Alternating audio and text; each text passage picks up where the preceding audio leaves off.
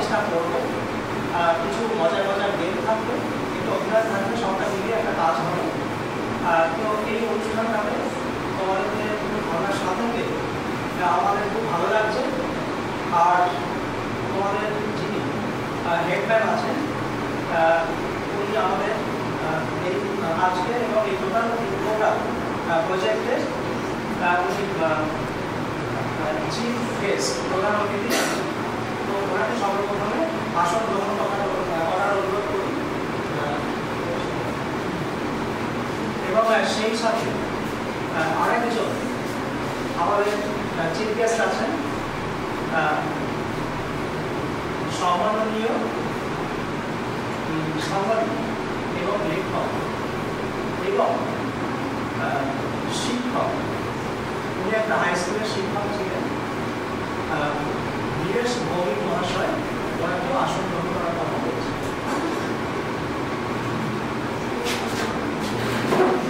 আমরা এই মুহূর্তে যিনি বিদ্যালয়ের প্রধান আমরা সম্মানিত করব গোবরডাঙ্গার নাট্যচর্চার, আচ্ছা সবাই শুনবে, গোবরডাঙ্গার নাট্যচর্চার ইতিহাসের ওপরে একটা বই রবীন্দ্র নাট্য সংস্থা রেডি করেছে। সেই বই অর্থাৎ নাট্যচর্চার ইতিহাসের ওপরে বই এই মুহূর্তে আমরা তোমাদের বিদ্যালয়ে তোমাদের প্রধান শিক্ষিকার হাতে তুলে দেব এবং এটা তুলে দেবেন রবীন্দ্র নাট্য সংস্থার কর্মধার সম্মাননীয় বিশ্বনাথ ভট্টাচার্য মহাশয়।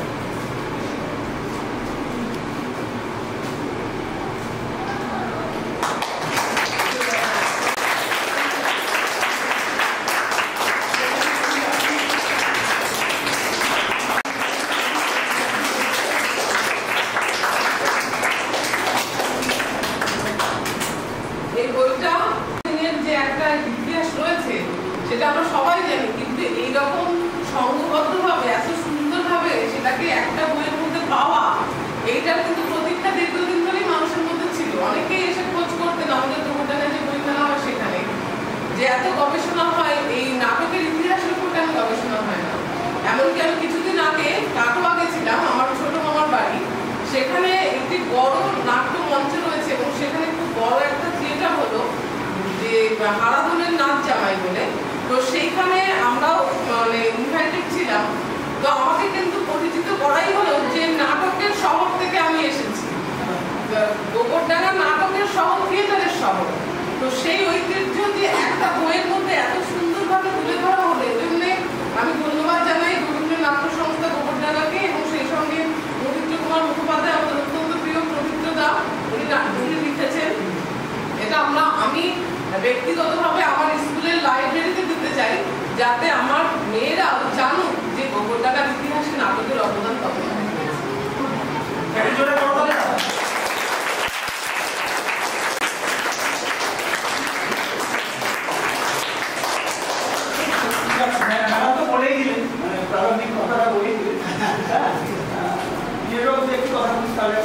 সেই জন্য আমি ওদেরকেও বলেছি যে ব্যাপারে তোমাদের কিছুটা বলে গেল। রবীন্দ্র নাট্য সংস্থা যে আয়োজনটা করেছে 3 দিন ধরে তোমাদেরকে নিয়ে এখানে নাটক নিয়ে আলোচনা করবেন, নাটক শেখাবেন, তোমরা এখান থেকে একটা নাটক তৈরি করে এখানে অভিনয় করে দেখাবেন। এই নাটক কিন্তু অতি প্রাচীনকাল থেকে আমাদের দেশে হয়ে আসছে। তোমরা যারা সেখানে ইতিহাসে পড়েছ, 20 দেশের নাটক অতি প্রাচীনকালে হতো। আমাদের এখানে ভরতমুনির সময় থেকেই নাটকের চর্চা শুরু হয়। আর এই নাটকটা হচ্ছে জাতির দল। নাটককে বলা হয় সমাজ জীবনের প্রতিচ্ছবি। নাটকের মধ্যে বাস্তব জীবনে অনেক কিছু উঠে আসে, অনেক ঘটনা, অনেক বাস্তব ঘটনা, কাল্পনিক ঘটনা নাটকের মাধ্যমেই তোমরা দেখতে পাও। আমাদের তোমরা জানো রামকৃষ্ণ পরমহংস ঠাকুর নাম শুনেছ, দেখেছো তার ছবি। তিনিও কিন্তু নাটক দেখতে গিয়েছিলেন কলকাতা স্টার থিয়েটারে, নদী বিনোদিনী নাটক। 1 আনা পয়সা, আজকে ধর 100 বছর আগে 1 আনা পয়সা দিয়ে, 1 আনা মানে 6 পয়সা 1 আনা হতো, 1 আনা পয়সা দিয়ে ওই নাটক দেখেছেন। বিদ্যাসাগর মহাশয়ের নাম জানো, তিনিও কলকাতায় নাটক দেখেছেন। কি নাটক? সেটা হচ্ছে দীনবন্ধু মিত্রের লেখা লেখা নাটক নিবেদন, সেখানে থেকে যদি নাটক শিখতে পারো তাহলে নাটক পড়েও তোমরা প্রতিষ্ঠা লাভ করতে পারবে। যেমন গান গেয়ে নাচ করে অনেকে আজকাল টিভির দৌলতে টিভির বিভিন্ন সিরিয়ালে যেমন নাটক গান এগুলো হয়, আর সিরিয়ালে অনেক অভিনয় হয়, এইগুলো মধ্যে অনেকেই অভিনয় অনেকেই সেসব জায়গায়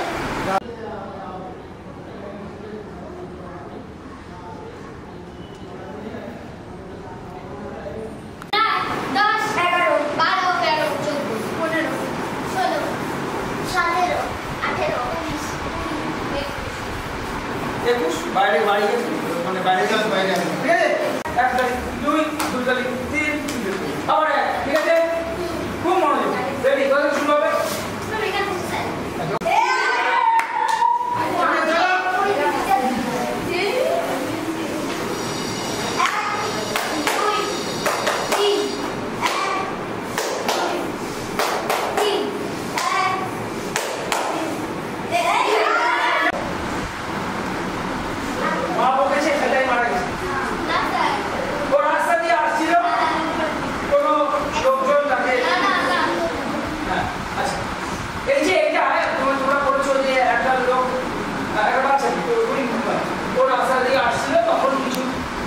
ওকে অশরীর আচরণ করেছে, করে ওকে মেরেছে, আর ও মারা গেছে। এইটা আমি ছবি করেছি, এটাকে ছবিটাকে মানে কিভাবে ওকে তাড়া করলো, কারা তাড়া করলো, তখন ও কি বললো, তারপরে ওকে কিভাবে মারলো, মারার পরে সবাই কিভাবে কাঁদলো ইত্যাদি করতো। আমি বয়ে গেলাম হাসি করে যখন কান্নার সময় কান্দে, হাসির সময় হাসি, তখন হাসি, কান্নার সময় হাসি চলে।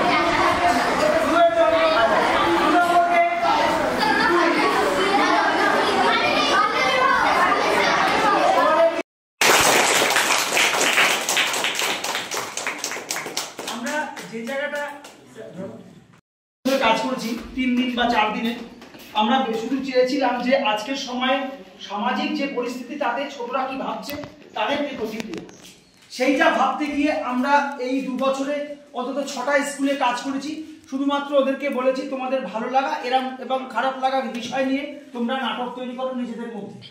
তাতে গিয়ে আশ্চর্যজনকভাবে একটা বিষয় আমাদের কাছে উঠে এলো যে ছোটদের কাছে কোনো ভালো লাগার বিষয় আজকের সময় নেই। যা যা ওরা দেখছে সব খারাপ, অর্থাৎ সামাজিক যে ঘটনাগুলো ঘটছে সেইগুলো, অর্থাৎ সব নেগেটিভ বিষয় নিয়ে ওরা করছে। অর্থাৎ এইটা আমাদের কাছে ভাবাচ্ছে যে আজকে আমাদের সমাজ কোথায় গিয়ে পৌঁছাচ্ছে, যে আমরা যা ভাবছি কিন্তু বলতে পারছি না সেটা কিন্তু ছোটরা অবলীলায় বলছে ওদের কাজের মাধ্যমে। অর্থাৎ এই যে নেগেটিভিটি ছেলেদের মধ্যে তৈরি হচ্ছে, এই মুহূর্তে আমাদের বড়দের যদি আমরা এই মুহূর্তে নিজেদেরকে নিয়ন্ত্রণ না করতে পারি তাহলে সমাজের যে অবক্ষয় শুরু হয়েছে সেটা আরো বিস্তর জায়গায় পৌঁছে যাবে। যাই হোক, আমাদের এই এক্সপেরিমেন্ট যে কাজটা সেটা সার্থক এই কারণে যে ছোটরা তাদের মতো করে সমাজকে তারা যা দেখছে সেটা তারা তাদের মতো করে নেগেটিভটাই বলছে, পজিটিভ। হ্যাঁ, না এইবার কাজ করছি 3 দিন বা 4 দিনে, আমরা শুধু চেয়েছিলাম যে আজকের সময়ে সামাজিক যে পরিস্থিতি তাতে ছোটরা কি ভাবছে তাদের যে প্রতিক্রিয়া, সেইটা ভাবতে গিয়ে আমরা এই 2 বছরে অন্তত 6টা স্কুলে কাজ করেছি। শুধুমাত্র ওদেরকে বলেছি তোমাদের ভালো লাগা এবং খারাপ লাগা বিষয় নিয়ে তোমরা নাটক তৈরি করো নিজেদের মধ্যে। তাতে গিয়ে আশ্চর্যজনকভাবে একটা বিষয় আমাদের কাছে উঠে এলো যে ছোটদের কাছে কোনো ভালো লাগার বিষয় আজকের সময় নেই। যা যা ওরা দেখছে সব খারাপ, অর্থাৎ সামাজিক যে ঘটনাগুলো ঘটছে সেইগুলো, অর্থাৎ সব নেগেটিভ বিষয় নিয়ে ওরা করছে। অর্থাৎ এইটা আমাদের কাছে ভাবাচ্ছে যে আজকে আমাদের সমাজ কোথায় গিয়ে পৌঁছাচ্ছে, যে আমরা যা ভাবছি কিন্তু বলতে পারছি না সেটা কিন্তু ছোটরা অবলীলায় বলছে ওদের কাজের মাধ্যমে। অর্থাৎ এই যে নেগেটিভিটি ছেলেদের মধ্যে তৈরি হচ্ছে, এই মুহূর্তে আমাদের বড়দের যদি আমরা এই মুহূর্তে নিজেদেরকে নিয়ন্ত্রণ না করতে পারি তাহলে সমাজের যে অবক্ষয় শুরু হয়েছে সেটা আরো বিস্তর জায়গায় পৌঁছে যাবে। যাই হোক, আমাদের এই এক্সপেরিমেন্ট যে কাজটা সেটা সার্থক এই কারণে যে ছোটরা তাদের মতো করে সমাজকে তারা যা দেখছে সেটা তারা তাদের মতো করে নেগেটিভটাই বলছে, পজিটিভ। হ্যাঁ, না এইবার কাজ করছি 3 দিন বা 4 দিনে, আমরা শুধু চেয়েছিলাম যে আজকের সময়ে সামাজিক যে পরিস্থিতি তাতে ছোটরা কি ভাবছে তাদের যে প্রতিক্রিয়া, সেইটা ভাবতে গিয়ে আমরা এই 2 বছরে অন্তত 6টা স্কুলে কাজ করেছি, শুধুমাত্র ওদেরকে বলেছি তোমাদের ভালো লাগা এরম এবং খারাপ লাগা বিষয় নিয়ে তোমরা নাটক তৈরি করো নিজেদের মধ্যে। তাতে গিয়ে আশ্চর্যজনকভাবে একটা বিষয় আমাদের কাছে উঠে এলো যে ছোটদের কাছে কোনো ভালো লাগার বিষয় আজকের সময় নেই। যা যা ওরা দেখছে সব খারাপ, অর্থাৎ সামাজিক যা ঘটনাগুলো ঘটছে সেইগুলো, অর্থাৎ সব নেগেটিভ বিষয় নিয়ে ওরা করছে। অর্থাৎ এইটা আমাদের কাছে ভাবাচ্ছে যে আজকে আমাদের সমাজ কোথায় গিয়ে পৌঁছাচ্ছে, যে আমরা যা ভাবছি কিন্তু বলতে পারছি না, সেটা কিন্তু ছোটরা অবলীলায় বলছে ওদের কাজের মাধ্যমে। অর্থাৎ এই যে নেগেটিভিটি ছেলেদের মধ্যে তৈরি হচ্ছে, এই মুহূর্তে আমাদের বড়দের যদি আমরা এই মুহূর্তে নিজেদেরকে নিয়ন্ত্রণ না করতে পারি, তাহলে সমাজের যে অবক্ষয় শুরু হয়েছে সেটা আরো বিস্তর জায়গায় পৌঁছে যাবে। যাই হোক, আমাদের এই এক্সপেরিমেন্ট যে কাজটা সেটা সার্থক এই কারণে যে ছোটরা তাদের মতো করে সমাজকে তারা যা দেখছে সেটা তারা তাদের মতো করে নেগেটিভটাই বলছে, পজিটিভ। হ্যাঁ, না এইবার আমরা ধরে নিয়ে যাই। হ্যাঁ, ঠিক বলেছিস। তোমরা কে? তোমরা আমার হাত ধরছো কেন?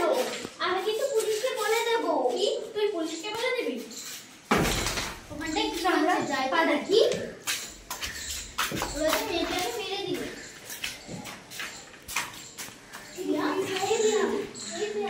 যাই ও মাকে কি খবর দিই? কাকিমা কি? ওই চল চল। এই যে মা প্রিয়া, কি হয়েছে তোর? ও প্রিয়া, ওঠ না, তুই পুলিশকে খবর দে যা। প্রিয়া, এই প্রিয়া, ওঠ না, ওঠ না, চলো এই প্রিয়া, ওঠ না, সাইড দিন, আপনি সাইড দিন, আপনি ভেঙে পড়বেন না, আপনি সরে যান। একে তো একটা ধারালো অস্ত্র দিয়ে মারা হয়েছে, আমরা দেখছি, তোরা শান্ত হ।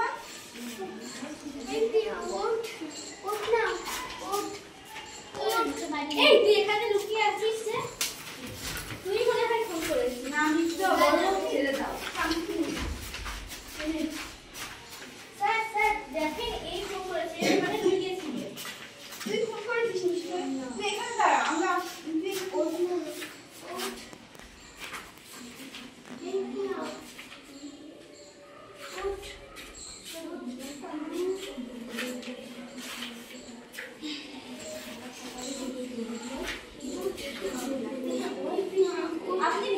না, আপনার সঙ্গে আমার কিছু কথা ছিল।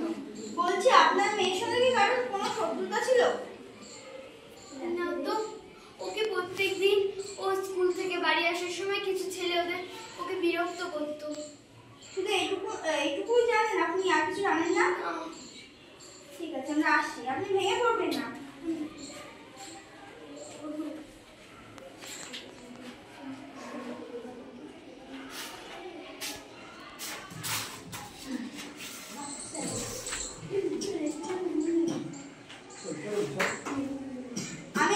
আমি এদিকটা খুঁজছি, তুই ওদিকে দেখাই তো।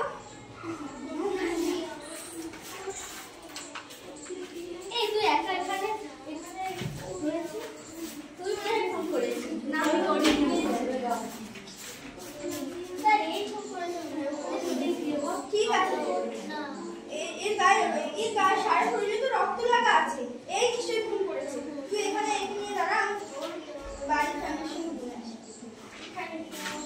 আপনারা চিন্তা করবেন না, আপনার মেয়েকে যে ফোন করেছে তাকে আমরা খুঁজে পেয়েছি। আপনারা চিন্তা করবেন না, আমরা তাকে কঠোর শাস্তি দেব। হ্যাঁ, আপনারা ওকে কঠোর শাস্তি। ঠিক আছে, আমরা আসছি। নমস্কার। আমাকে বলেছিলেন আপনার মেয়ের বিয়ে দেবেন, তা আমি একটা ছেলে খুঁজে পেয়েছি, আপনি কি বিয়ে দেবেন? হ্যাঁ, আমার তো অনেকদিন ধরে ইচ্ছে ছিল আমার মেয়েটাকে বিয়ে দেবো। তা আপনার কাছে কি ভালো ছেলে আছে? হ্যাঁ, আমার কাছে ভালো ছেলে আছে। তা ছেলের নাম কি? ছেলের নাম বিজয়, আর মেয়ের নাম হলো সবিতা। আচ্ছা, তাহলে এখানে শুভ কথাটা রইল। ঠিক আছে। বেড়াতে এখানে বলুন। না, আমি যেতে চাই না, হচ্ছে না। আমরা এখন পড়াশোনা করতে চাই। তোর পড়াশোনা করতে হবে না, তোর এত টাকা আমি সামলাতে পারবো না, তুই রাখ, এখানে বস।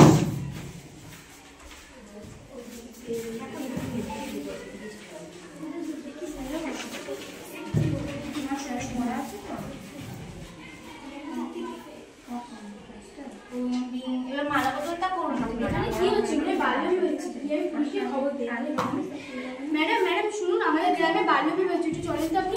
বাল্যবিবাহ হচ্ছে কেন? এটা না বলে তুমি একে তোমরা বিয়ে দিয়ে দিচ্ছ। মেয়েটা এখন পড়াশোনা করার বয়স।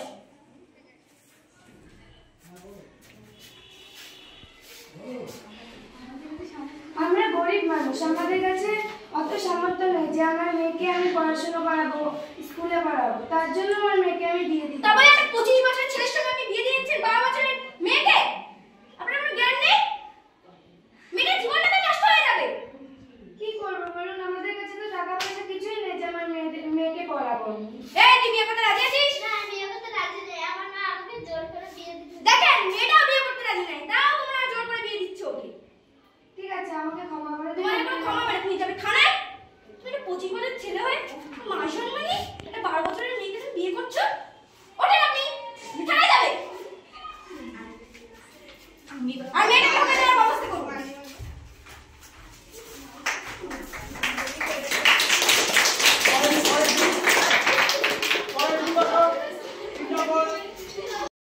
Side side side side. বাবু আপনি দেখে চলতে পারেন না? আমি তো দেখেই চলছিলাম। আপনি তো কানে হেডফোন দিয়ে রাস্তা পারাপার হচ্ছে। এক্ষুনি তোমার হাতটা ভেঙে যাচ্ছে। তাতে আমি কি করবো? দোষটা কি আমার নাকি? আপনি যদি কানে হেডফোন দিয়ে গান শুনতে শুনতে রাস্তা পারাপার হন, আপনার বাইরে কি হর্ন নেই? আমি অনেকবার হর্ন দিয়েছি কিন্তু আপনি শুনতে পারেননি, সেটা আমার দোষ না। হ্যাঁ উনি তো ঠিকই বলেছে, তোমারই তো দোষ। হ্যাঁ উনিই ঠিক বলেছেন। আমি তোকে বারবার করে বারণ করেছিলাম যে তুই কানে হেডফোন দিয়ে রাস্তাতে গান শুনতে শুনতে যাস না। আমার কথা তুই শুনলি না একবারও। ঠিক আছে, এরপর থেকে আমি রাস্তা পারাপার হওয়ার সময় মোবাইল দেখবো না। এই কথাটা যদি আগে ভাবতে আজকে আর এরকম একটা দুর্ঘটনা ঘটতো না। ওর কাছে ক্ষমা চা। ঠিক আছে দাদা, এরপর থেকে আমি করবো না। ঠিক আছে, কিন্তু এরপর তো আর মোবাইল নিয়ে কখনোই রাস্তা পারাপার হবে না, আর কানে হেডফোন দেবেন না রাস্তায় পারাপার হওয়ার সময়। এটা মনে রাখবেন, দু একটা অ্যাক্সিডেন্ট হয়ে যেতে পারে। নমস্কার। Side side side side. বাবু আপনি দেখে চলতে পারেন না? আমি তো দেখেই চলছিলাম। আপনি তো কানে হেডফোন দিয়ে রাস্তা পারাপার হচ্ছে। এক্ষুনি তোমার হাতটা ভেঙে যাচ্ছে। তাতে আমি কি করবো? দোষটা কি আমার নাকি? আপনি যদি কানে হেডফোন দিয়ে গান শুনতে শুনতে রাস্তা পারাপার হন, আপনার বাইরে কি হর্ন নেই? আমি অনেকবার হর্ন দিয়েছি কিন্তু আপনি শুনতে পারেননি, সেটা আমার দোষ না। হ্যাঁ উনি তো ঠিকই বলেছে, তোমারই তো দোষ। হ্যাঁ উনিই ঠিক বলেছেন। আমি তোকে বারবার করে বারণ করেছিলাম যে তুই কানে হেডফোন দিয়ে রাস্তাতে গান শুনতে শুনতে যাস না। আমার কথা তুই শুনলি না একবারও। ঠিক আছে, এরপর থেকে আমি রাস্তা পারাপার হওয়ার সময় মোবাইল দেখবো না। এই কথাটা যদি আগে ভাবতে আজকে আর এরকম একটা দুর্ঘটনা ঘটতো না। ওর কাছে ক্ষমা চা। ঠিক আছে দাদা, এরপর থেকে আমি করবো না। ঠিক আছে, কিন্তু এরপর তো আর মোবাইল নিয়ে কখনোই রাস্তা পারাপার হবে না, আর কানে হেডফোন দেবেন না রাস্তায় পারাপার হওয়ার সময়। এটা মনে রাখবেন, দু একটা অ্যাক্সিডেন্ট হয়ে যেতে পারে। নমস্কার। আমি কোনো বছর পরীক্ষায় ফেল করি না। এই বছর আমার সাথে কি হয়ে গেল? সত্যি এর ভাবনার বিষয়। তুই তো কোনোবারই রেজাল্টে ফেল করিস না, এবার কেন ফেল করবি? বল এবার কি হবে? মা বাবার কাছে আমি মুখ নিয়ে যাবো কি করে? মা বাবা আমাকে কি বলবে? পাড়ার লোকেরা আমাকে কি বলবে? তুই ভাবিস না, আমি কাকিমাকে বুঝিয়ে বলবো। চল চল। কাকিমা, আজকে রেজাল্ট বেরিয়েছে। কত পেয়েছে? আর তুমি দেখে নাও। ওই দেখি। তুই এতবার ফেল করেছিস, আমি পাড়ার মানুষ মুখ দেখাবো কি করে? দেখি দেখি কোনটা দেখিস? 100তে 21 এটার নাম্বার, এটা রেজাল্ট। তুই খাস ঘুরে বেড়ায় কাজের ফোন দেখিস। এটা বই না বসলে তো হয়ে যায়। কালকে আমি বারবার বলেছিলাম ফোনটা নিয়ে বসিস না, রেজাল্ট খারাপ হলে কিন্তু আমি তোকে দেখতে আসবো না। তোর কাছে ফোনটা নিয়ে নেওয়াই খারাপ, নিয়ে নেওয়াই উচিত ছিল। মা বাবা আমাকে ক্ষমা করে দাও। তোর কোনো ক্ষমা নেই, তুই এখানে চলে যা। আমার বেঁচে থেকে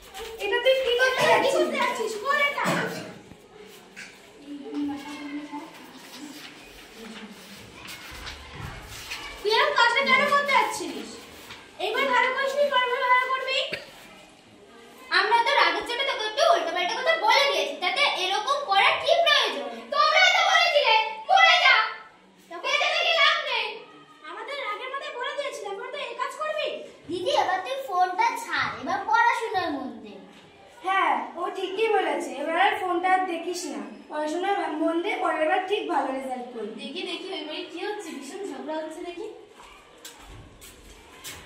মা, রিয়া কি 100-তে 21 পেয়েছে? যাই পাড়ার প্রতিবেশীকে বলেই আসি। এবার তুই পড়াশোনায় মন দে, আর মোবাইল দেখিস না রে। মা বাবা আমাকে ক্ষমা করে দাও। ঠিক আছে ও।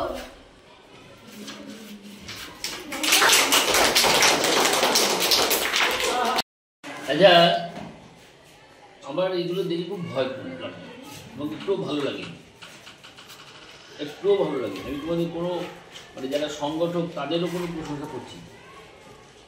তোমরা কোনো খবরের কাগজ পড়ো না, টিভিতেও তেমন কোনো সংবাদ দেখো না, তো চারপাশে দেশ সমাজ সমস্ত ব্যবস্থা খুব খারাপ হয়ে যাচ্ছে, এগুলো জানলে কি জানছো কি করে? একজনকেও বলতে পারবে যে তোমাদের বাড়িতে খবরের কাগজ রাখা হয়? একজনও আছে কি? তোমাদের বাড়িতে হাত ধরলে তো কে কে খবরের কাগজ রাখে? 3 জন 4 জন, আচ্ছা বেশ 5 জন, কিন্তু সেই খবরের কাগজ কিন্তু তুমি পড়ো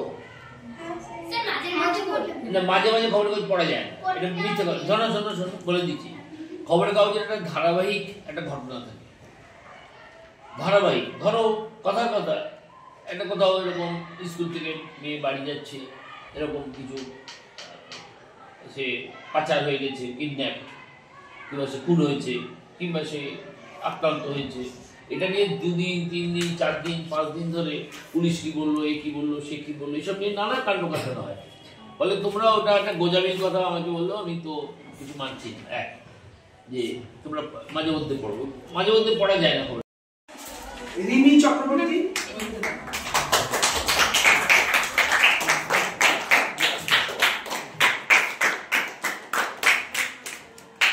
ঠিক আছে। সৃষ্টি দাশগুপ্ত,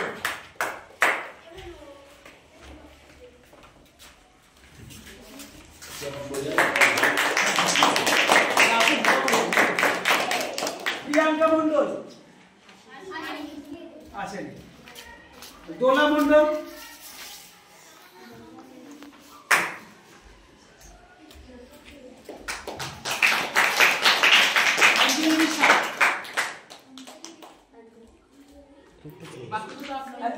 আচ্ছা আচ্ছা স্যার স্যার, পুষ্পিতা পাইক,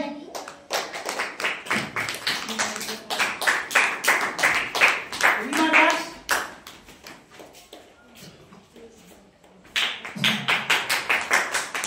পূর্ণিমা চক্রবর্তী,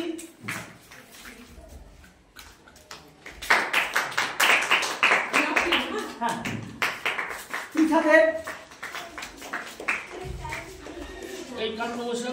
নমস্কার করো না, হ্যাঁ সুদীপ্তা বিশ্বাস, সুদীপ্তা বিশ্বাস, ও বস বস বস, ঠিকই আছে,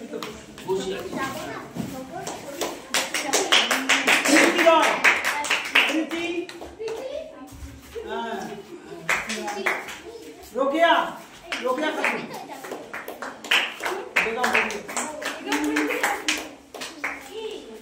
হাসিবা মন্ডল, না নমস্কার করতে হবে না, রহিমা মন্ডল, ফতেমা খাতুন,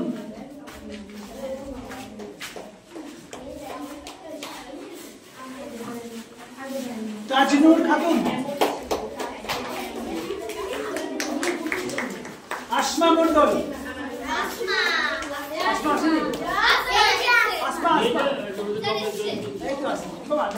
নমস্কার হবে না, উঁচু করতে হবে না, এবার এবার সঙ্গে সঙ্গে গানটা 1 2 3 স্টার্ট।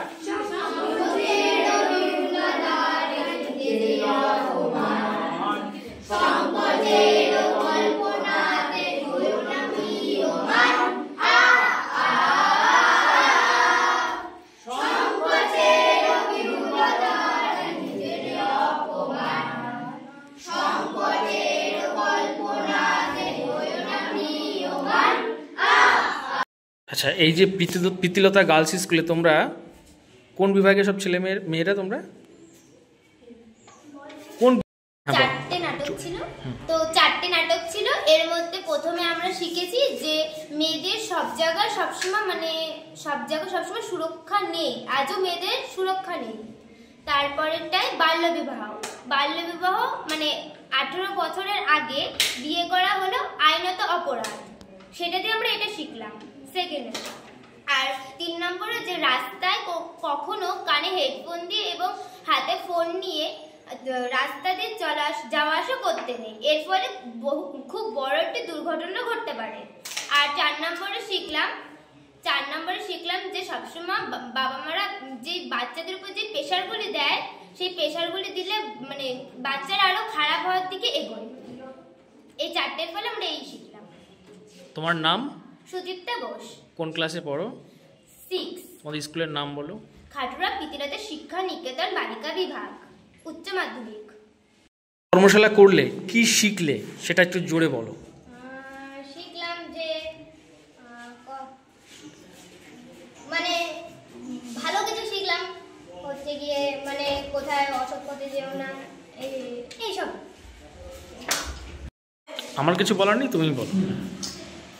রবীন্দ্র নাট্য সংস্থা জোরে। রবীন্দ্র নাট্য সংস্থা 30 বছর ধরে থিয়েটারের চর্চা করে যাচ্ছে। আমরা এই 2-4 বছর ধরে একটা বিশেষ বিষয় নিয়ে কাজ করছি, বিভিন্ন স্কুলে 3 দিন 4 দিনের একটা করে কর্মশালা করছি, এবং সেই কর্মশালায় আমরা শুধু ছেলে মেয়েদের সঙ্গে একটু মিশে তাদের ভেতর থেকে কোনো বিষয়কে আমরা তুলে ধরার চেষ্টা করছি। আমরা শুধু ছেলে মেয়েদের কাছে গিয়ে বলছি, মানে খেলার মাধ্যমে তাদেরকে বলছি, তো 4টে দল বা 5টা দল বা 10টা দলে ভাগ করে যে তোমরা তোমাদের মতো করে তোমাদের ভালো লাগার বিষয়, তোমাদের খারাপ লাগার বিষয়গুলো তোমরা নাটক করে দেখাও বা নাটক করো। কিন্তু সেটা এবার সেই ভালো লাগা খারাপ লাগার বিষয়ে আমরা দেখতে পাচ্ছি বেশিরভাগ জায়গাতে ভালো লাগার বিষয়টা থেকে খারাপ লাগার বিষয়টাই তাদের কাছে বেশি উপস্থাপনা হচ্ছে। অর্থাৎ সমাজে তারা যেটা দেখছে, টিভিতে দেখছে, সামাজিকভাবে দেখছে, বাড়িতে রাস্তায় দেখছে, সেই বিষয়গুলো তারা তাদের নাটকের মধ্যে, তাদের বলার মধ্যে উঠে আসছে। এটা আমাদের কাছে ভাবাচ্ছে যে আগামী দিনে আমরা সমাজের কোন জায়গায় পৌঁছে যাচ্ছি, যে আমাদের ছেলেমেয়েরা, আমাদের সন্তানেরাও কিন্তু এই যে আমাদের খারাপ ঘটনাগুলো ঘটে চলেছে, অনেক ভালো ঘটনা আছে কিন্তু তার পাশাপাশি খারাপ ঘটনাগুলো কিন্তু ওরা তুলে ধরছে। ভালো ঘটনাগুলো কিন্তু ওদের মাথায় দাগ কাটছে না, অর্থাৎ ভালো ঘটনাগুলো চাপা পড়ে যাচ্ছে এই খারাপ ঘটনাগুলোর জন্য। তাই আমাদেরকে যেমন সচেতন হতে হবে, এবং আগামী দিনে এই ছেলে মেয়েদেরকে আরও বেশি করে বোঝাতে হবে যে সমাজের খারাপ কিছুর সঙ্গেও অনেক কিছু ভালো আছে, সেই ভালো লাগাগুলোকেই আমরা যাতে আগামী দিনে প্রকাশ করতে পারি। এই আপনি আপনার নাম আর আপনার পরিচয়? বিশ্বনাথ ভট্টাচার্য, রবীন্দ্র নাট্য সংস্থা, কলকাতা। জোরেই বলবেন, কারণ আজকে সেই বুমটা আনতে ভুলে গেছে। আচ্ছা, আপনাদের এই যে রবীন্দ্র নাট্য সংস্থা একটা কর্মশালা আপনাদের স্কুলে আয়োজন করলো 3 দিন ব্যাপী, তো সেই সূত্রে এই ছেলে মেয়েরা খুবই উপকৃত হয়েছে, তো এই বিষয়ে আপনি কি বলবেন? আমাদের বিদ্যালয়ে প্রত্যেক বছরই এরকম থিয়েটারের ওয়ার্কশপকে আমরা আহ্বান করি। তার কারণ হচ্ছে মেয়েরা তো প্রান্তিক পরিবেশ থেকে বিদ্যালয়ে আসে, তো ওদের মধ্যে কিছু চারিত্রিক জড়তা থাকে, যেগুলো এই থিয়েটারের মাধ্যমে অনেক ক্ষেত্রে ওভারকাম করা যায়। এই যে 3 দিনের ওয়ার্কশপ হলো, মাত্র 3 দিনের এই ওয়ার্কশপে আমি দেখতে পেলাম যে ওরা যে নাটিকাগুলো আমাদের সামনে তুলে ধরলো ছোট ছোট ওদের অনুভূতি দিয়ে, সেই নাটিকাগুলো হয়তো স্ক্রিপ্টেড নয়, কিন্তু তার মধ্যে দিয়ে আমরা এমন কিছু মেয়েকে আমি দেখতে পেলাম যাদের কিন্তু ক্লাসে সেরকম কোনো উল্লেখযোগ্য উপস্থিতি আমরা টের পাই না, কিন্তু এই ক্ষেত্রে তারা কিন্তু যথেষ্ট সোচ্চার হয়ে নাটকে সাবলীল অংশগ্রহণ করলো। তো সেক্ষেত্রে এটাই হলো থিয়েটারের মজা, যে একটা মানুষের মধ্যে ভেতরের যে হিরে, সেটাকে কিন্তু থিয়েটার ঘষে মেজে বাইরে নিয়ে আসতে পারে। তাই আমি ধন্যবাদ জানাবো রবীন্দ্র নাট্য সংস্থাকে, এবং সেই সঙ্গে আমাদের বিশ্বনাথ দা আমাদের অত্যন্ত পরিচিত এবং অত্যন্ত বিনয়ী মানুষ।